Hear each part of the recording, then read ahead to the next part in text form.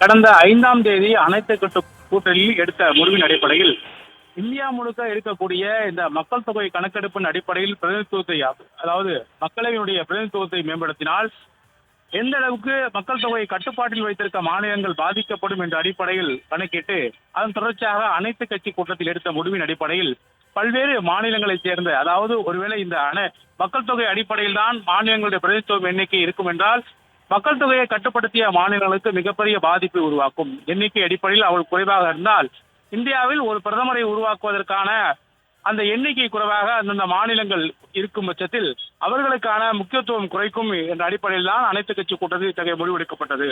இதற்காக வருகின்ற 22ஆம் தேதி திமுக கூட்டியிருக்கக்கூடிய கூட்டத்திற்கு பல்வேறு கட்சிகள் கலந்து கொள்ள இருக்கின்றன. அது மட்டும் அல்லாமல் தமிழக அரசு சார்பில் 22ஆம் தேதி சென்னையில் நடைபெறுகின்ற கூட்டத்தில் பல்வேறு மாநிலங்களுக்கு அழைப்பு விடுக்கப்பட்டிருக்கின்றன.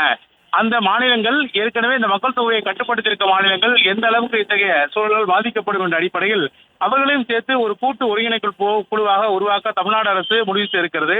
அதன் அடிப்படையில் தான் தமிழகத்தைச் சேர்ந்த அமைச்சர்கள் மற்றும் எம்பிக்கள் அழைத்து அந்தந்த மாநிலங்களுக்கு நேரடியாக பேசி வருகிறார்கள். அது மட்டுமல்ல, ஏற்கனவே தமிழ்நாடு முதலமைச்சர் அவர்கள் கிட்டத்தட்ட இந்தியா முழுக்க 27 கட்சிகளுக்கு கடிதம் ஒன்றை எழுதியிருக்கிறார். அந்த கடிதத்தில் இத்தகைய திட்டம் கொண்டு வந்தால் எந்த அளவுக்கு பல்வேறு மாநிலங்கள் பாதிக்கப்படும் என்று சுட்டிக்காட்டி எழுதியிருக்கிறார். அதன் அடிப்படையில் தான் தற்போது ஆந்திர மாநிலத்திற்கு சென்ற அமைச்சர் ஏவா வேலு அங்க இருக்கக்கூடிய ஒய்எஸ்ஆர் கட்சியினுடைய தலைவர் ஜெகன்மோகன் ரெட்டியை சந்தித்து தமிழக அரசு சார்பில் கொடுக்கப்பட்ட ஆவணையும் கொடுத்திருக்கார். தொடர்ச்சியாக பல்வேறு மாநிலங்களைச் சேர்ந்த அமைச்சர்களையும் பல்வேறு கட்சியினுடைய தலைவர்களையும் சந்திக்க இருக்கிறார்கள். தொடர்ச்சியாக நேற்று, இன்று, நாளை என பல்வேறு அமைச்சர்களையும் சந்திக்க இருக்கிறார்கள்.